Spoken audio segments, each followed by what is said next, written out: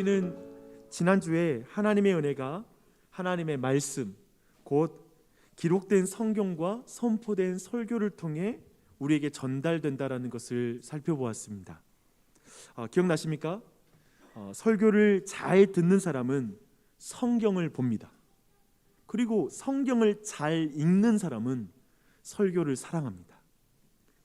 이렇게 우리는 성경과 설교를 통해 하나님의 말씀의 은혜를 받습니다. 그래서 경건한 믿음의 선배들은 이 성경과 설교 말씀을 보이지 않는 하나님의 말씀이다 라고 이렇게 불렀습니다. 그렇다면 보이는 하나님의 말씀이 있나요? 있습니다. 있다고 말해요. 특별히 아우구스티누스는 성례를 하나님의 보이는 말씀이다 라고 이렇게 지칭합니다. 성례는 거룩한 예식이란 뜻이죠. 바로 성찬과 세례를 말하는 것입니다. 이 두 가지 의식을 우리는 오늘날에 지키고 있습니다. 오늘 우리가 읽은 UCT 교리문답 43문답은 성례를 이렇게 정의하고 있습니다. 제가 다시 한번 읽어드릴게요. 성례 또는 규례는 무엇입니까? 성례 또는 규례란 하나님이 주시고 그리스도가 제정하신 것으로 세례와 성찬을 말합니다. 이것들은 그리스도의 죽음과 부활을 통해 우리가 믿음의 공동체로 하나 되었다는 가시적인 표징이자 보증입니다. 이것들을 행함으로 성령님은 우리에게 주신 복음의 약속을 더 온전하게 선포하고 보증하십니다. 이렇게 정의하고 있습니다. 제 개인적으로 때로는 UCT 교리문답의 어떤 그 내용들 안에 좀 아쉽다 싶은 부분도 있긴 한데요. 저는 이번 성례에 대한 이 내용들은 너무나 성경에 탄탄하게 그리고 너무나 잘 만들어진 그런 문답이라고 생각합니다. 이 문답은 성례에 대해서 정말 잘 요약하고 있습니다. 성례의 조건을 먼저 말하고 있고요. 두 번째, 성례의 종류를 말하고 있고, 또한 세 번째, 성례의 기능을 말하고 있고요. 마지막으로는 성례의 목적을 정확하게 말하고 있습니다. 저는 2주에 거쳐서 이제 성례의 종류인 세례와 성찬에 대해서 다음 주부터 그 하나하나의 의미를 살펴볼 것입니다. 근데 오늘은 성례의 조건과 기능과 목적에 대해서 함께 살펴보도록 하겠습니다. 아마도 평소에 제가 본문을 하나하나 주의하면서 해석해 나가면서 말씀을 전하는 그 방식에 익숙한 여러분들에겐 오늘 방식이 좀 어색할 수 있습니다. 하지만 성례에 대한 말씀을 여러분이 듣고 정리할 기회가 많지 않더라고요. 그렇지 않습니까? 이번 기회를 통해 우리 모두가 성례를 바르게 이해하고요, 그리고 성례를 통해 하나님이 주신 은혜를 사모하는 그런 기회가 됐으면 좋겠어요. 그걸 갈망했으면 좋겠습니다. 근데 이 모든 말을 하기 전에 가장 먼저 오늘날 한국교회 혹은 우리 각자에게 성례의 위치, 성례의 의미가 어떤 것인지를 한번 먼저 생각해 보았으면 좋겠습니다. 여러분에게 세례와 성찬은 어떤 의미가 있습니까? 어떤 영향을 주고 있죠? 아마도 교회에 처음 와본 사람이 유아세례식을 본다고 생각해 보십시오. 아마도 왜 애들에게 저 차가운 물을 뿌리는 것일까 걱정될 것이고, 만약에 코로나 상황에서 그렇게 물을 뿌린다면 위생상 그리고 건강상 위험해 보일 수도 있을 것입니다. 또한 갑자기 사람들이 일어나더니만 취할 수 없는 극소량의 포도주와 그리고 배부를 수 없을 것 같은 작은 빵 조각을 나누어 먹습니다. 그것을 먹고 마시면서 우는 것을 볼 때 더욱 놀랍습니다. 왜 저래? 라는 그런 생각을 갖게 될 것입니다. 교회를 다니는 분들은 어떤가요? 교회 안에 많은 이들은 사실상 제가 볼 때 그렇습니다. 성례에 대해서 크게 중요하게 생각하지 않는 것 같습니다. 특별히 개신교인들에게 그렇습니다. 조금 더 자세하게 설명드리겠습니다. 쉽게 말해 성찬과 성례를 하지 않는다고 해서 크게 신앙생활에 영향을 받지 않는다라고 생각하는 것이죠. 그 증거가 있습니다. 저희 교회는 그 팬데믹 전에 한 달에 한 번씩 성찬을 진행했습니다. 지금 3단계 방역 상황에서는 우리는 지금 성찬을 하고 있지 않고 있죠. 그런데 하루속히 성찬 성례가 시행됐으면 좋겠어요. 목사님, 언제 성찬 성례가 다시 시작되나요? 라고 이렇게 물어보시는 분이 제 기억에는 아무도 없었던 것 같습니다. 무슨 말인지 알겠죠? 이 성례가 우리에게 어떤 영향을 주는가와 관련된 그 증거라고 생각합니다.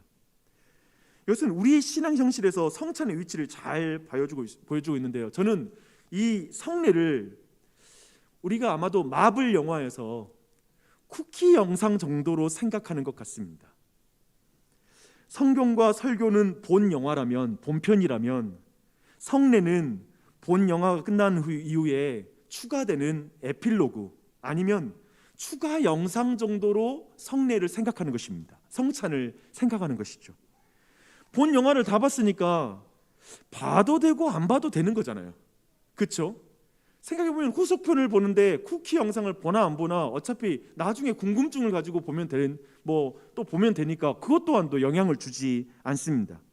그래서 성찬을 하지 않아도 크게 신앙생활에 크게 영적인 불편함을 느낄 수 없는 것, 그게 아마도 우리에게 성례의 위치가 바로 그러한 위치가 아닌가 싶습니다. 이렇게 제가 생각하는 우리 안에 또 여러분이 그렇게 생각하는 성경적인 배경도 있습니다. 사도는 로마서에서 이렇게 말하죠. 그러므로 믿음은 들음에서 나며 들음은 그리스도의 말씀으로 말미암았느니라 라고 말합니다. 즉 성경과 설교를 들음으로 우리가 믿게 되고요, 믿음은 거기에서 나와요. 그리고 그로 말미암아 우리가 구원을 받는다라고 말하고 있습니다. 그렇다면 세례와 성찬을 통해 믿음이 생기고 구원을 받는 건 아니라는 거예요. 예를 들면 여러분이 예수님 안 믿는데 갑자기 성례에 참여한다고 해서 구원을 받는 건 아니잖아요. 그런 의미죠. 믿음을 받고 나서 구원받는 자가 세례와 성찬에 참여합니다. 반드시 문답과 신앙 고백을 다 확인하고 세례와 성찬에 참여합니다. 믿는 사람이 참여하는 거고요. 세례와 성찬은 우리가 믿음을 얻기 위해 하는 것이 아니라는 것이죠. 그런 의미에서 우리의 믿음을 강화시키고 그리고 또한 우리가 복음의 은혜를 더 받기 위해서 세례와 성찬을 받는 것입니다. 하는 것입니다. 이렇게 보면 여러분을 포함해서 오늘날 많은 개신교인들이 성경과 설교를 본편으로 생각하고 성례를 쿠키 영상으로 생각한다라는 말이 무슨 의미인지 좀 더 여러분에게 이해가 될 것입니다.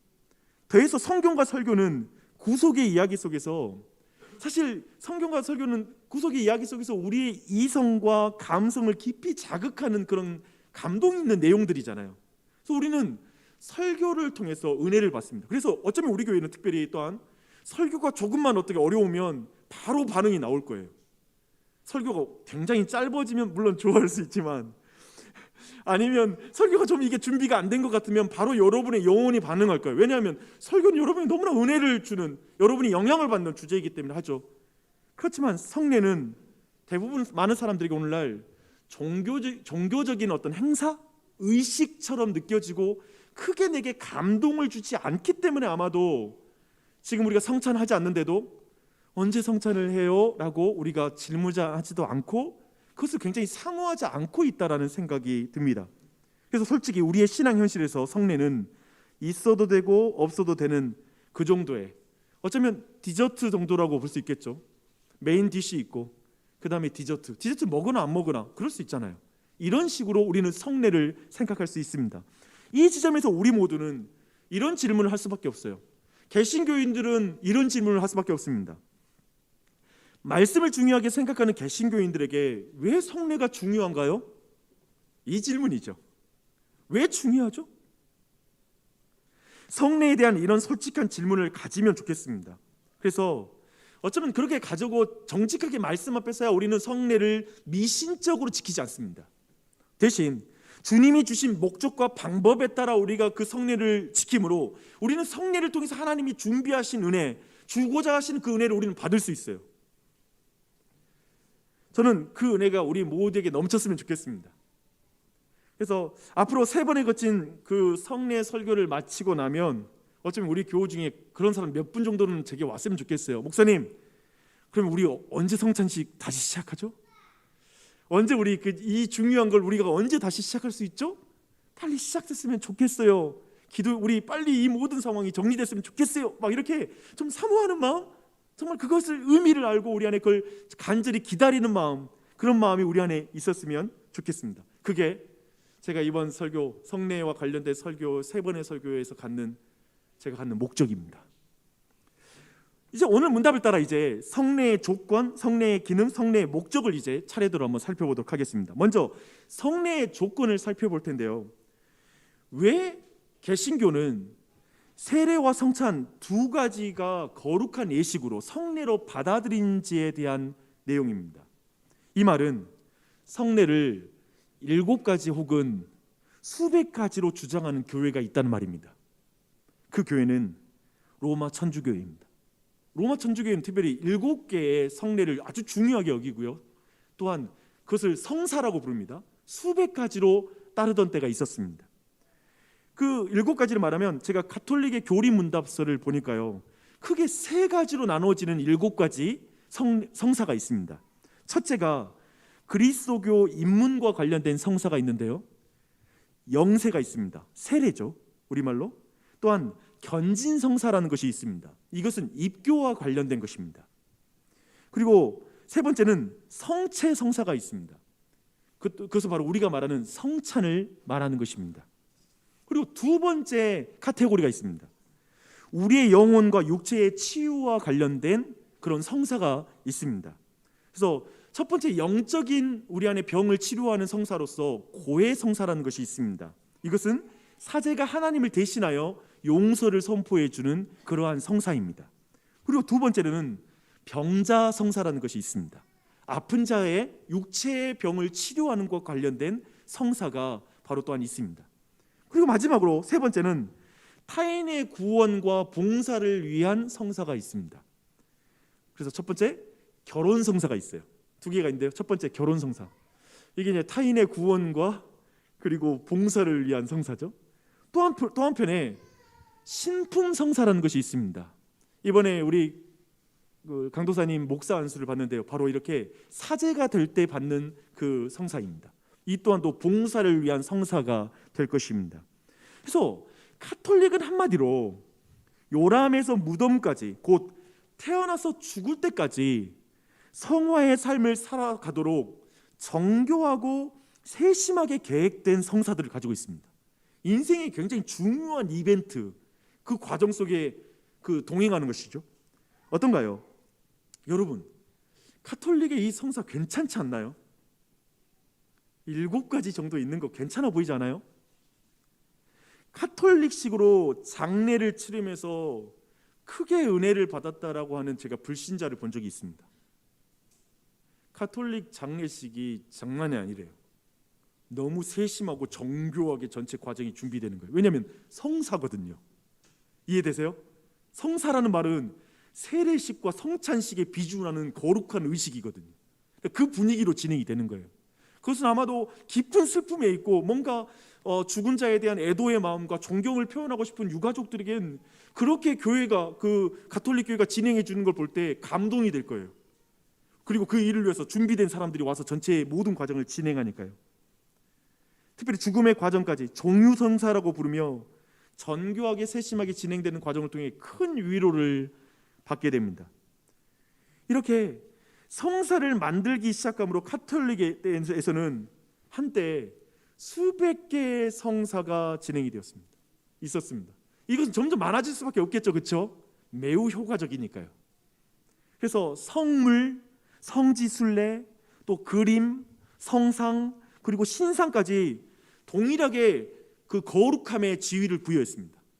그래서 그것을 만지거나 보거나 함으로 내가 거룩해진다라고 하는 그런 믿음과 가치를 부여하기 시작하는 것이죠. 이것이 구원과 성화에 영향을 끼친다라고 말한 것입니다. 예를 들어 볼까요? 어느 정도까지 갔냐면요, 이제 모든 사람이 죽으면 연옥에 들어가요. 근데 이제 교회 회의의 결정으로 성인이라고 불리는, 세인트라고 불리는 그 사람들은 연옥을 거치지 않고 바로 천국으로, 낙원으로 들어갑니다. 하지만 대부분의 범인들은 연옥에 들어가서 자신의 죄를 씻는, 정화시키는 작업을 일정 기간 거치고 나서 천국의 그 낙원에 들어간다라는 그런 신앙을 가지고 있죠. 그런데 한때 면죄부를 돈을 주고 사면 그 연옥에 있는 기간이 짧아지거나 바로 그 영혼이 천국에, 낙원에 들어간다라고 생각하면서 면죄부를 팔 때가 있었습니다. 근데 이 면죄부가 고해성사의 연장으로 받아들였습니다. 이해되시죠? 고해 성사의 연장으로 받아들이는 신학적 근거가 있었기 때문에 면죄부를 팔 수가 있는 것이죠. 지금 우리가 볼 때는 너무나 엉뚱하게 보일지 모르지만 견고한 어떤 신학적인 성사, 가톨릭 신학 안에서 벌어지는 것입니다. 어떤가요? 제가 처음에 요람에서 무덤까지 그 가톨릭이 가지고 있는 그 세심하고 정교한 그 성사의 과정을 볼 때 약간 매력적이지 않나요? 하지만 마지막에 면죄부가 들었을 때는 화들짝 놀라게 되죠. 그리고 우리는 이 안에서 이 성사라는 주제, 성례라는 주제가 정말 교회에 굉장히 매우 민감한 주제고 굉장히 이것이 교회의 실제적 타락과 많은 신앙에 큰 영향을 끼친다는 것 정도는 이제 이해가 좀 되실 것입니다. 이렇게 중세교회가 만든 수많은 전통들이 성경으로부터 떠나자 종교개혁이 일어났습니다. 근데 개혁교회는 수많은 성사 중에서 진짜 성사, 진짜 성례는 뭔가라는 걸 고민할 수밖에 없었어요. 그리고 두 가지 성례만 그대로 이어가기로 결정합니다. 그것만이 성례라고 받아들입니다. 근데 여기에 바로 조건이 있는 거죠. 성례의 조건. 무엇이 성례인가라는 조건이 두 가지가 있어요. 첫 번째로는 교회의 주인이신 그리스도가 제정하신 것만 성례다 라고 믿었습니다. 그리고 두 번째, 성례는 내용상 복음의 은혜를 받는 수단이어야 된다.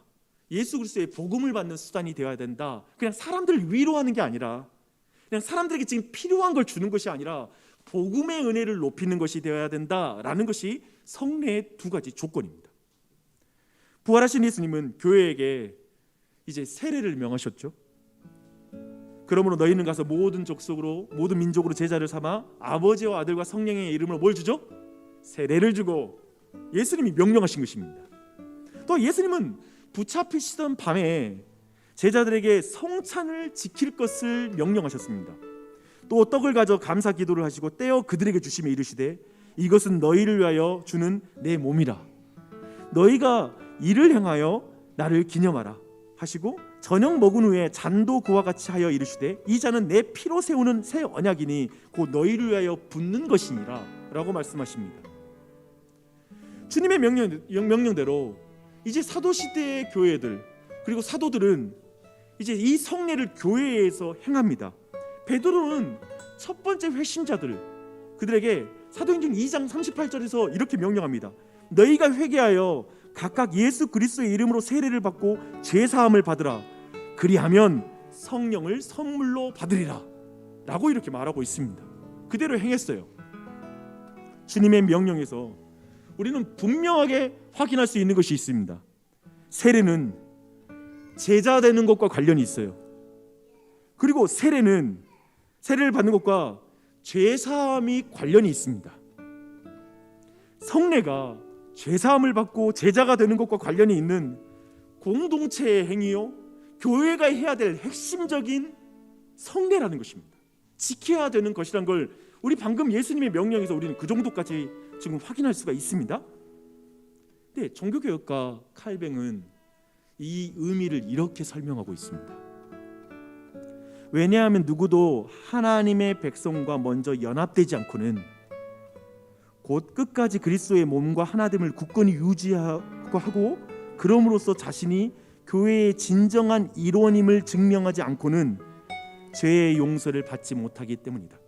그러니까 교회에서 세례와 성찬을 행하는 것은 뭐냐면 반드시 그 교회는 그 세례와 성찬을 통해 죄의 용서의 은혜가 교회에 임한다는 거예요. 이것과 관련이 있다는 것입니다. 그래서 교회의 일원이 되지 않고는 실제적으로 그 죄의 용서의 은혜를 받을 수 없다라고 그렇게 말하고 있습니다. 물론 보십시오, 주의하십시오. 물론 하나님께서 그리스도 때문에 우리 죄를 용서하시죠, 그렇죠? 오직 그리스도의 때문에 우리는 죄의 용서를 받습니다. 그렇지만 성경은 각 신자의 죄사함은 교회에 속함으로써 가능할 뿐만 아니라 영혼의 더러움을 씻는 의식인 세례와 결부되어 있다는 걸 말하고 있습니다. 이것이 중요해요. 이것을 더 쉽게 표현하면 이래요. 하나님은 그리스도 때문에 우리를 용서하십니다. 그런데 우리의 죄를 교회라는 수단을 통해서 용서하십니다. 세례와 성찬을 통해 우리의 죄를 용서하시는 것을 표징으로 보여주시고 보증을 해주시는 것입니다. 그게 세례와 성찬의 의미예요. 그렇게 보면 성례는 굉장히 중요합니다. 하나님이 우리를 먹이시고 입히시고 보호하시죠. 예를 들어볼게요. 하나님이 우리를 먹이시고 입히시고 보호하시는 걸 믿으세요?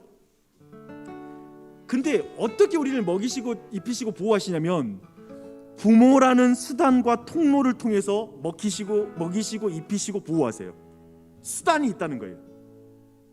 하나님이 영적인 분이라서 영적으로 나를 막 보호하는 게 아니라 눈에 보이는 부모를 통해, 물질을 가진 부모를 통해서 나를 보호하고 입히시고 그리고 나를 여러 가지로 인도하고 있죠.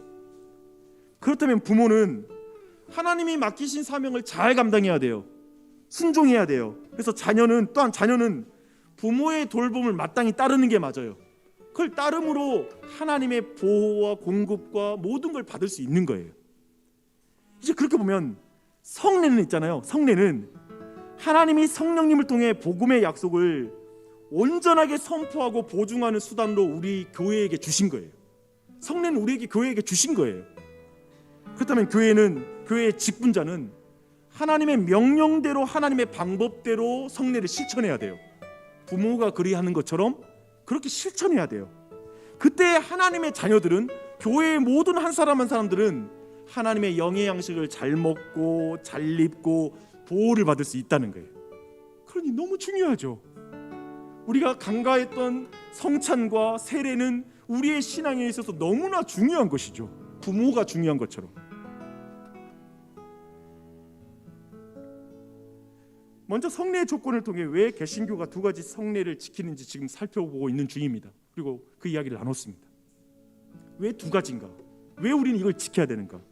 세례와 성찬은 개인이 아니라 교회 공동체가 행함으로 복음의 약속을 더 온전하게 알고 그 은혜를 깨닫게 하시는 것임을 보았습니다. 하나님은 그리스도를 통해 우리를 용서하시지만 교회를 통해, 타자를 통해 그 용서를 확증하고 보증해 주십니다. 주기도문 한번 생각해 보세요. 이런 원리가 사실은 신학적 주제인데 교회에서 가르치기는 어려운 주제예요. 근데 이런 주제가 정리 안 되면 성경이 이해 안 되는 주제예요. 근데 굉장히 중요해요. 죄송해요. 내가 더 쉽게 가르쳐야 되는데 미안하지만 또 반복해서 듣는 걸로 하고 아무튼 계속 가보십시다. 여러분, 주기도문 한번 생각해 보세요. 우리가 우리에게 죄 지은 자를 사하여 준 것 같이 우리 죄를 사하여 주옵소서. 지금 이 말이 뭐냐면 우리의 죄 용서의 행위를 통해 하나님의 용서가 이루어지게 만든다는 거예요. 그래서 욥이 새 친구를 용서할 때 새 친구가 하나님의 용서를 경험하고 회복된다고 말하잖아요. 이해되시죠? 우리가 죄를 용서함으로써 하나님의 죄사함의 용서의 은혜가 실제로 임한다고요. 교회에. 그것을 지금 성경은 말하고 있어요. 이게 너무 중요해요. 그처럼 복음의 은혜와 약속도 교회가 순종하여 진행하는 성례를 통해서 교인들이 경험하는 거예요. 그러니까 성찬식은 굉장히 중요하죠. 성례는 굉장히 중요한 거죠. 우리가 순종함으로 하나님의 은혜가 임하게 되어 있으니까. 그 일이 성례를 통해서 구체적으로 어떻게 일어나는지 좀 더 볼게요. 이제 우리는 세례와 성찬에서 한번 생각해 보세요. 우리는 사용되는 게 뭐냐면 물과 포도주와 그리고 빵이 사용되는 걸 우리는 알고 있습니다. 물질을 사용하죠. 물질이라는 가시적인 수단을 통해서 비가시적인 하나님의 은혜가 임하게 만드는 거예요. 그게 성례입니다. 그런데 이 물과 포도주와 그리고 이 떡을 성경은, 그리고 오늘 문답 보니까요, 표징이라고 말하고 인이라고 말합니다. 이 표징과 인이라는 의미가 바로 굉장히 중요해요. 그래서 이 표와 인을 이해하면 우리는 성례의 의미를 굉장히 이해할 수 있고요. 이 성례를 내가 왜 해야 돼? 이 의미 없는 의식을, 그러니까 그냥 형식적인 의식을 넘어서서 그 성례가 가지고 있는 은혜를 어떻게 받는지도 이 표와 인을 이해함으로 우리는 구체적으로 성례의 개념을 이해할 수가 있어요. 그리고 성례의 실천에 대해서 우리는 배울 수가 있습니다. 표란 이것입니다. 이제 한번 들어보십시오. 표는 영어로는 사인이에요. 도로 표지판을 우리는 트래픽 사인이라고 부르잖아요. 교통 표지판. 그 말할 때 이 표는 사인입니다. 사인이란 가리키는 실제가 있다는 거예요. 그래서 예수님은 떡을 들고 뭐라고 말씀하시죠? 이것은 내 몸이라. 그리고 잔을 들고 이것은 내 피라고 말씀하시는 거예요. 그래서 그 잔과 그리고 떡이 가리키는 실제가 있죠. 근데 우리는 카톨릭처럼 성찬에 참여할 때 이제 사제가 기도하는 그 순간에 떡과 포도주가 초자연적으로 변화되어서 예수님의 살과 피로 실제로 변한다라고 믿지 않습니다. 카톨릭은 그렇게 믿어요. 그래서 포도주를 나눠주지 않습니다. 왜냐하면 떡은 떨어져도 주워 먹을 수 있잖아요. 근데 포도주가 쏟아지면 하나님의 실제 몸이 땅에 쏟아지는 거기 때문에 그건 일반 교인들에게 나눠주지 않습니다. 이해되세요? 왜냐하면 실제니까, 그건 실제 예수님의 살과 피니까요. 근데 우리는 그렇게 믿지 않습니다. 다만 우리는 그 떡과 포도주가 실제와 분리되지는 않는다는 거예요. 카톨릭은 그게 실제로 떡과 포도주가 한 예수님의 살과 피가 된다고 믿는 것이고, 근데 우리는 이게 표지판이고 사인이고 실제와 그러나 연결되어 있다고 믿습니다. 근데 그것을 실제로 연결시켜 주시는 분이 성령님이라고 우리는 믿습니다. 그래서 우리는 성령님의 역사로 표지인 떡과 포도주를 먹고 마실 때 우리는 떡과 포도주가 가리키는 실제인 성자 예수님과 우리가 연합하는 거예요. 그분의 살과 피와 연합하는 거예요. 근데 이 성례로 예수님의 살과 피가 내가 연합되었다는 의미는 그렇게 신인이 합일되었다라는 그런 의미는 아닙니다. 그런 식의 연합은 아니에요. 다만 그 예수 그리스도라는 위대한 인격이, 그 위격이신 하나님이 이 살과 피를 통해 또 다른 인격인 나 신자들에게 모든 복음의 은혜를 주신다라는 것을 의미하는 것입니다. 그게 바로 우리가 믿는 성찬 그리고 떡과 포도주에 대한 개념입니다. 요한복음 6장 47절 오늘 본문 보면 이렇습니다. 진실로 진실로 너에게 이르노니 믿는 자는 영생을 가졌나니 내가 곧 생명의 떡이니라. 54절은 이렇습니다. 내 살은 참된 양식이요 내 피는 참된 음료로다. 내 살을 먹고 내 피를 마시는 자는 내 안에 거하고 나도 그의 안에 거하나니. 생각해보면 지금 변화된 몸을 입으신 예수 그리스도는 하나님 보좌 우편에 계세요. 우리 곁에 안 계시잖아요. 그렇죠? 근데 어떻게 우리가 그분의 피와 살을 먹을 수 있죠? 그것은 뭐냐면 성찬을 통해서 그 일이 벌어지는 거예요. 그래서 교회 성찬을 통해 그 일이 일어나요. 그래서 교회에 표지판을 주신 것이죠. 우리에게 그 예수 그리스도의 살과 예수 그리스도의 몸과 연합할 수 있는 그 통로를 교회에게만 줬어요. 죄송하지만 한전에 그 예수님과 통로가 표지판이 있는 건 아니잖아요. 그렇죠? 교회에 주셨던 거예요. 그리고 교회에서 우리는 그 표지판을 실천함으로 성령님의 역사로 예수님의 살과 피, 그 은혜로 말미암는 그 죽음과 부활로 말미암는 예수님의 복음의 은혜를 우리는 실질적으로 누리게 되는 것이죠. 받게 되는 것이 바로 성찬입니다. 그러니 성찬을 우리가 할 수 없다라는 게 얼마나 속상한 일이에요. 그러니까 이 마음이에요. 이걸 이해할 때 그 마음이 드는 거예요. 그래, 와, 성찬을 행해야 되는구나. 아, 너무 중요하구나. 어떻게 1년에 2번만 성찬을 왜 행하지? 자주 하는 게 좋지 않을까? 반대로 놀랍게 초대교회는 모일 때마다 떡을 뗐다라고 말합니다. 즉 초대교회는 모일 때마다 성찬을 행합니다. 우리 교회는 한 달에 한 번 행한 것이 애석하죠. 그러나 사실은 아주 성경을 추구하는 교회들은 매주마다 성찬을 행합니다. 이해되시죠? 왜 그런지. 우리는 자주 행하면 너무 형식주의로 가지 않을까요? 말하는데 그러면 설교도 매주 하면 안 되잖아요. 형식주의로 갈 거니까. 사실 성찬은 매주마다 행해야 되는 게 좋고, 왜냐하면 이렇게 은혜를 주시려는 것이니까. 바로 우리는 행해야 되는 것이죠. 조금은 이해가 되지 않습니까? 이것이 첫 번째 표징에 대한 의미입니다. 표징에 대한 우리 안에 바른 이해를 가질 때 가질 수 있는 마음이에요. 그리고 두 번째는 인에 대해서 말하겠습니다. 인치다라는 말입니다. 사실 이 인침이라는 주인과 종의 새로운 관계를 비준할 때 사용하는 표현입니다. 그러니까 관계를 비준하는 표준이에요. 그것은 구약에서 그런 말씀이 있잖아요. 한 사람의 종이 있는 거예요.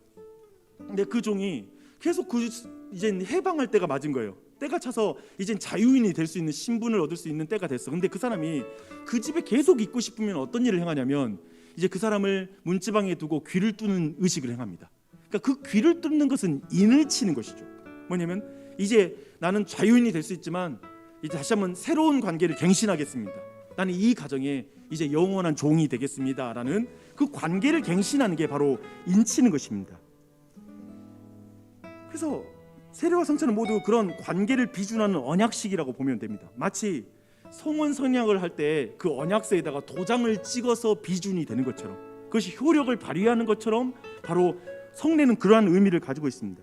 그런 성례를 통해서 하나님과 우리의 새로운 관계를 비준하는 것을 가장 잘 이해할 수 있는 본문이라고 생각하는 건 저는 창세기 15장이라고 생각해요. 새로운 관계의 비준, 창세기 15장. 창세기 15장에서 17장까지 사실상 아브라함과 하나님의 어떤 언약식이 이어집니다.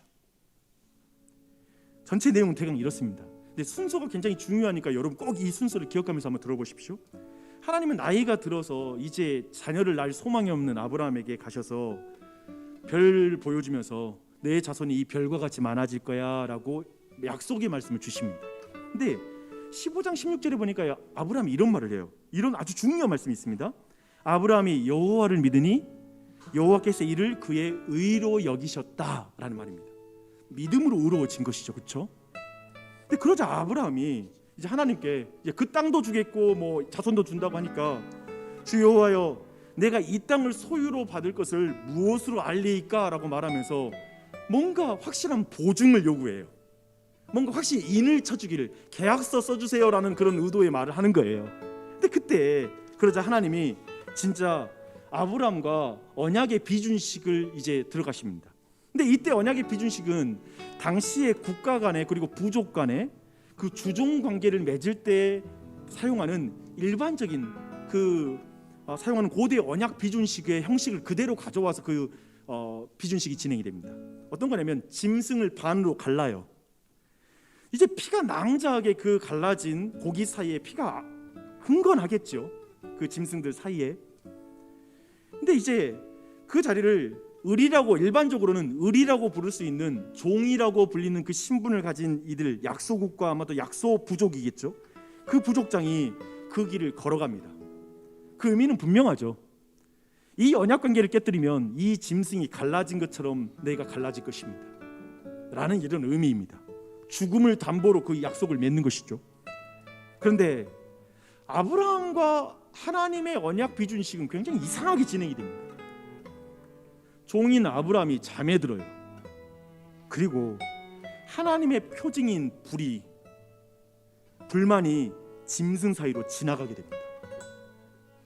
이 언약에서 아브라함이 맹세하는 자가 아니라 하나님이 맹세하는 자로 이 언약이 맺어집니다. 하나님이 맹세를 해요. 그리고 아브라함은 도리어 하나님의 약속과 하나님의 다짐, 하나님의 계획, 하나님의 의지를 확인받아요. 독특한 언약식이죠. 일반적인 모든 이 세상의 언약식은 약한 자가 충성을 다짐하는 이런 방식의 언약을 체결하거든요. 반대로 진행이 돼요. 이후에 아브라함과 식솔들이 이제 할례를 받음으로 이 모든 언약 관계가 확증이 되는 것이 이제 전체 과정입니다. 그런데 이것이 사실 성찬과 세례를 가리키는 구약의 표징이에요. 할례와 이 언약식. 동시에 이것은 새로운 관계를 비준하는 성찬과 세례의 의미를 정확하게 우리에게 알려주고 있는 내용입니다. 아브라함과 맺은 언약이 얼마나 은혜롭습니까? 하나님이 맹세하시고 아브라함이 약속을 받는 거예요. 어떻게 이런 일이 있죠? 근데 그게 성찬과 세례에서 일어나요. 그것이 정확하게 성찬에서 벌어져요. 하나님과 우리의 관계는 주종의 관계죠. 주인과 종의 관계예요. 이 관계를 깨뜨리는 이는 죽을 수밖에 없어요. 그 몸이 반으로 갈라져야 돼요. 성경은 죄를 지으면 죽을 수밖에 없다고 말해요. 사망이 기다린다고 말하고 있어요. 그런데 성찬에 나타난 하나님의 언약은 다른 식으로 진행이 됩니다. 도리어 죄 지은 우리가 아니라 위대한 왕이신 예수 그리스도께서 모든 약속을 하시는 분이십니다. 너가 죄를 지어. 하나님 이런 맹세를 우리에게 합니다. 하나님이 도리어 성찬 가운데 우리에게 이런 다짐을 합니다. 너희가 죄를 지을 때 내가 짐승으로 갈라져도 좋아. 저 짐승처럼 반으로 갈라져도 난 좋아. 내가 그렇게 내 몸을 찢고 내가 피를 흘릴 거야. 그리고 나는 그대로 이루었단다. 내가 그렇게 할 것이란다. 하나님의 맹세와 다짐과 하나님 우리를 향한 그 새로운 관계를 맺기 위한, 우리가 하나님의 자녀가 되고 하나님이 우리의 하나님이 되기 위해서 하나님 예수님께서 그 의지를 실천하는 것이죠. 그게 성찬이죠. 그래서 우리와 하나님과의 새로워진 관계는 우리가 약속을 지켜서 맺어지는 관계가 아닙니다. 도리어 하나님이 맹세하셨기 때문에 가능한 관계이죠. 성찬을 볼 때마다 우리는 그걸 생각해야 돼요. 아브라함이 언약을 맺어서 의로워진 것이 아니라 그는 이미 믿음으로 의로워졌죠. 하지만 언약을 맺어야 돼요. 그래서 성찬과 성례는 의로워지는 조건이 아닙니다. 의로워지려고 우리가 성찬을 행하는 것이 아닙니다. 사실상 성찬과 성례는 우리에게 그리스도 안에 있는 그 은혜와 그 언약을 확신시켜 주는 거예요. 하나님의 다짐을 새롭게 해주는 거예요. 하나님의 의지를 우리에게 새롭게 해주는 거예요. 내가 이렇게 할 거야 라고 말하는 그 소리를 듣는 시간이 성찬이에요. 우리의 죄가 하나님의 진노를 일으킬 때조차 계속 하나님의 약속을 상기시키는 것, 그것이 성찬이 우리에게 주는 은혜입니다. 사랑하는 여러분, 성찬을 대하면, 성례를 대할 때 주님과의 연합된 이 새로운 관계, 이 비준을 기억하십시오. 인쳐졌다는 사실을 기억하십시오. 그 관계는 핏부림으로만 비준이 됩니다. 다른 걸로는 비준이 안 돼요. 여러분이 아무리 봉사하고 헌금을 많이 해도 그 관계는 비준되지 않아요. 예수님의 살과 피로만 비준이 됩니다. 우리는 성찬을 대할 때 예수님의 그 고통과 고난에 굉장히 집중하는 것 같아요. 그러니까 뭐냐면 그 고통, 막 피 흘리고 막 그런 거에 많이 생각을 해요. 필요해요. 그럼 그게 필요할 수 있어요. 그런데 여러분, 무엇보다도 예수님의 피로 말미암아 분명하게 비준된 하나님과 나의 관계를 기억하십시오. 새로운 관계가 됐어요. 떡과 포도주는 예수님의 맹세를 말하는 것입니다. 아까 말했죠, 다짐을 말하는 것입니다. 의지를 말하는 것입니다. 내가 너희 안에 시작한 착한 일을 끝까지 이루어 줄게. 때로는 우리가 성찬 행할 때 막 내가 이번 주에 그 죄가 생각나서 내가 이걸 받아야 되나, 나 같은 인간이 이 거룩한 피와 이 살을 먹을 자격이 있나라는 걸 우리는 얼마나 많이 생각합니까? 근데 그때마다 기억하세요. 주님의 말씀 들으세요. 내가 너희 안에 시작한 착한 일을 내가 끝까지 이룰 것이란다. 내가 맹세했다. 내가 맹세한다. 내 좌절과 실패에도 나는 굴하지 않을 것이란다. 난 너를 포기하지 않을 거야. 난 끝까지 너를 지킬 거야. 내가 약속한다. 이 떡과 포도주를 봐. 이게 내 보증물이야. 너가 지금 맛보듯이 내가 너에게 은혜를 베풀 거야. 이것이 바로 성찬입니다. 성례입니다. 이제 마무리하겠습니다. 성례 또는 규례는 무엇입니까? 성례 또는 규례란 하나님이 주시고 그리스도가 제정하신 것으로 세례와 성찬을 말합니다. 이것들은 그리스도의 죽음과 부활을 통해 우리의 믿음 공동체로 하나 되었다는 가시적인 표징이자 보증입니다. 이것들을 행함으로 성령님은 우리에게 주신 복음의 약속을 더 온전하게 선포하고 보증하십니다. 이렇게 정의하면 성례는 쿠키 영상이 아닙니다. 애고편도 아닙니다.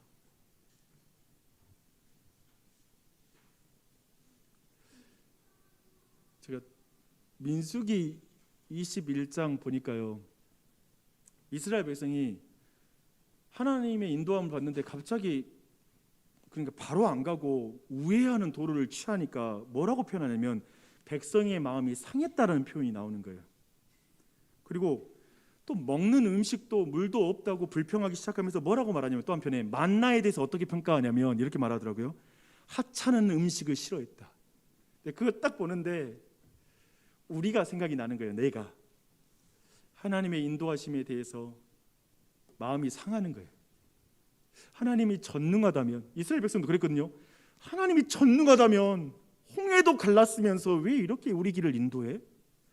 아니 그렇게 예수님으로 십자가 달려 죽으실 정도 날 사랑하신다면서 내 삶을 왜 하나님이 이렇게 인도하실까? 이런 사고가 생기고 왜 이렇게 내가 다치고 그리고 몸이 아플까? 왜 이런 일이 내 삶에 계속 벌어지는 것이지? 하나님, 우리가 생각하는 전능하심이란 건 뭐냐면 우리를 편하게 만들어주고 우리가 이해할 수 있는 길로 인도해주고 원하는 길로 인도해주고 내 몸도 삶도 그렇게 건강해지는 거, 이게 하나님의 전능하심에 대한 그림이에요.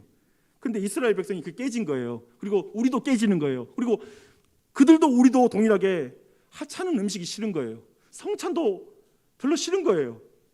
살과 피는 주면서 왜 내 인생의 일반적인 양식은 이렇게 안 줘?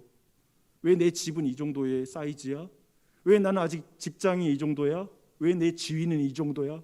어쩌면 하나님의 입에서 나오는 말씀은 하찮아지는 거예요. 하나님의 입에서 나오는 말씀이 바로 만나가 상징하는 거거든요. 만나는 하찮은 음식이라고 여겨지는 거예요. 그리고 하나님의 인도함도 너무나 불평이 나오는 거예요. 혹시 그런 분 계세요? 근데 그렇게 되자 하나님이 불뱀을 보내어서 백성들을 심판하십니다. 근데 그때 모세가 막아서죠. 그리고 하나님이 구원받는 방법을 알려주세요. 구리뱀을 나무에 달아서 세우면, 놋뱀을 세우면 그걸 보는 자들이 구원을 받는다라는 것입니다. 근데 여기서 보십시오. 오늘 성례와 관련이 있습니다. 구리뱀은 금속의 변화가 일어나는 건 아니에요. 그렇죠? 또한 그 뱀이 객관적으로 무슨 교훈을 주거나 막 그러지 않아요. 오히려 특별한 목적을 위해서 구별됐을 뿐이에요. 그래서 사람들은 그걸 보면 구원받는 거예요. 근데 안 보면 구원 못 받아요. 무슨 지금 내가 지금 불타오르듯이 이 불뱀 물려서 죽게 생겼는데 무슨 저런 불뱀, 또 뱀이라면 내가 너무 싫어하는데 그걸 또 놋뱀으로 만드는 걸 본다고 무슨 구원을 받아 하면서 안 본 사람들은 사망이었어요. 죽음에 이르는 거예요. 근데 그냥 그 말씀에 저 물질, 말도 안 되는 이야기지만 그냥 나무에 매달린 저 놋뱀을 보면 구원받는다라는 하나님의 말씀을 믿고 그걸 보면 본 자들은 구원을 얻습니다. 그래서 구리뱀이란 모세의 지팡이와 바위처럼 하나님이 쓰시는 은혜의 수단이라는 거예요.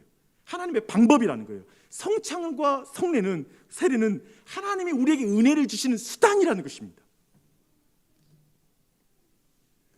근데 놀라워요. 예수님이, 성경은 말합니다. 예수님이 바로 그 구리뱀이 되셨다. 장대에 매달려 죽으셨다. 십자가에 달려 죽으셨다. 그를 보면 살 수 있다. 지금은 그분의 살과 피를 어떻게 그러면 우리는 먹을 수 있습니까? 성찬을 행함으로, 세례를 행함으로. 우리 떡과 피가, 그 포도주가 형질이 변화되는 게 아니라 그대로지만 하나님이 말씀하신 수단이니까 그 사실을 믿고 우리가 그 성찬을 수행할 때 그 은혜가 임하는 거예요. 성령의 놀라운 역사로 우리에게 주어지는 거예요. 그러니 우리는 성찬을 행해야 되는 것이죠. 사모해야 되는 것이죠. 2000년 전에 죽은 예수님의 살과 피가 지금 나하고 무슨 상관이야? 그것이 나하고 지금 어떻게 나에게 효력이 있단 말이야? 이렇게 해서 그 예수님을 안 보면 성찬에 대해서 그냥 나는 믿음으로 그냥 구원받지 뭐 그거 행해봤자 뭐해? 그냥 형식에 지나지 않지라고 생각하면 그것을 통한 하나님의 은혜를 받을 수가 없는 것이죠.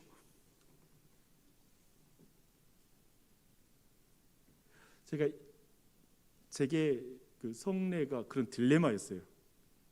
이번에 내가 공부를 하면서 막 사모함이 생기기 시작했어요. 진짜 목사인데도 이걸 그렇게까지 중요한가라는 생각이 드는 거예요. 근데 내 안에 이것이구나. 사모함이 생겨요. 우리는 이 믿음의 길, 때로는 저 이스라엘 백성처럼 이상한 길로 인도함 받는 것 같고 먹고 사는 것도 변변치 않은 것 같고 불평이 생기고 힘들잖아요. 우리 교인님들 얼마나 고생이 많아요. 열심히 살아도 얼마나 그 주어지는 것들이 보잘것 없을 때가 많아요. 만족이 안 되죠. 근데 하나님이 주신 생명의 양식 하찮게 여기지 말게요. 말씀의 양식, 성찬을 통해서 주시는 그 은혜를 우리 하찮게 여기지 말고 우리 교회가 하나님에서 입에서 나오는 그 말씀 믿고 이 땅에서 하나님 예수 그리스도와 연합하여 그분과 함께 새로워진 관계로 하나님의 자녀로 날마다 성찬의 은혜, 말씀의 은혜로 내가 너를 사랑한다, 내가 너를 사랑한다 그 음성 듣고 이 믿음의 길을 끝까지 걸었으면 좋겠어요. 베드로에게, 실패한 베드로에게 하나님이 확인한 게 내가 나를 사랑하느냐 한 가지밖에 없잖아요. 너 다시 배반 안 할 거지? 실력 있지, 능력 있지? 이제 너 다시는 실수하면 그때는 완전 취소야. 이런 말씀 안 하시고 내가 나를 사랑하느냐. 성경에 날 사랑하심이 써 있고 성례에 날 사랑하심이 써 있습니다. 그 사실을 우리가 같이 받고 하나님께 나아갔으면 좋겠습니다.